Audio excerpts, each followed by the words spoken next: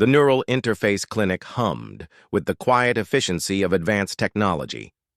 Dr. Zara Thorne moved through the sterile corridors with practiced ease, her fingers dancing across holographic displays as she reviewed the day's patients. 20 years of working with alien neural augmentation had made her one of the most sought-after specialists in the galaxy, but today felt different. Today, something gnawed at the edges of her consciousness. "Doctor, your 3 p.m. appointment is here," her assistant announced through the comm system. "A human male, requesting full neural restructuring consultation." Zara paused at her office door. Full neural restructuring was rare, dangerous, and typically reserved for the most extreme cases of brain trauma. She pulled up the patient file on her tablet. Minimal information, no medical history, payment made in full through untraceable credits. Red flags, but not unusual in their line of work. Privacy was often paramount for their clientele. She entered the consultation room to find a man seated with his back to her, staring out the panoramic window at the sprawling cityscape below. His posture was rigid, military perhaps, though his civilian clothes suggested otherwise.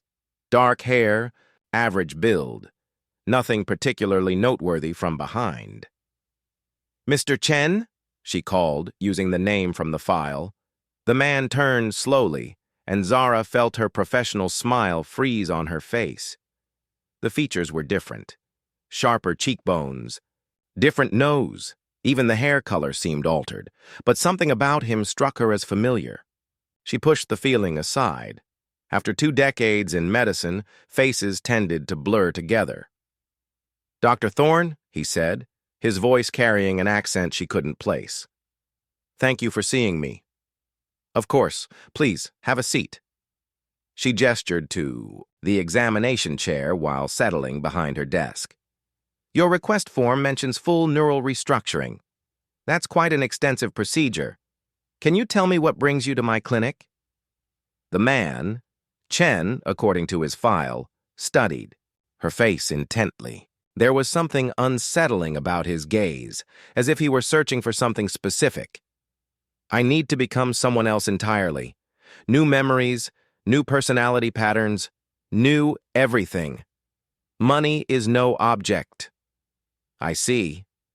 Zara made notes on her tablet, though her hands felt strangely unsteady. "And the reason for such drastic measures?" "Let's just say I've done things that make it impossible to continue living as myself." The words sent a chill down her spine, but she maintained her professional demeanor. "Mr. Chen, I have to ask, are you running from law enforcement? Because I cannot—" "No," he interrupted softly. "Not law enforcement. Something much worse." He leaned forward then, and the light from the window caught his face at a different angle. Zara's breath caught in her throat. Those eyes. She knew those eyes. They were older now, harder, filled with a pain she remembered all too well, but unmistakably familiar. "Marcus?" The name escaped her lips before she could stop it. At first, she didn't recognize him. The face was wrong. Everything about his appearance had been surgically altered, but then she saw his eyes and froze in silence. Those same green eyes that had looked at her with love, with hope, with desperate pleading 20 years ago when she'd made the choice that destroyed both their lives. "Hello, Zara." His voice was barely a whisper now. The fake accent dropped, revealing the familiar cadence that had once whispered her name in the darkness of their shared quarters aboard the research vessel Prometheus. Her tablet clattered to the floor. "You're supposed to be dead." "I was supposed to be a lot of things." Marcus, she couldn't think of him as Chen anymore, sat back in his chair. "Dead was the easy part. Living with what I became after you left me behind on Kepler 442b, that was harder." The memories flooded back like a dam bursting. The research mission, the alien artifact they'd discovered, the way it had begun changing him at the cellular level. The impossible choice she'd faced when the evacuation order came. Save the man she loved, knowing he might contaminate Earth, or leave him behind to die alone on that distant world. "The artifact," she whispered. "What did it do to you?" Marcus rolled up his sleeve, revealing skin that seemed to shimmer with an otherworldly iridescence. "It made me more than human. Enhanced strength, accelerated healing, extended lifespan, perfect memory. The Kepler natives weren't extinct, Zara. They'd evolved beyond physical form, and their last gift was meant to prepare humanity for what's coming." "What's coming?" "The Devourers, the reason the Kepler civilization transcended in the first place." His eyes hardened.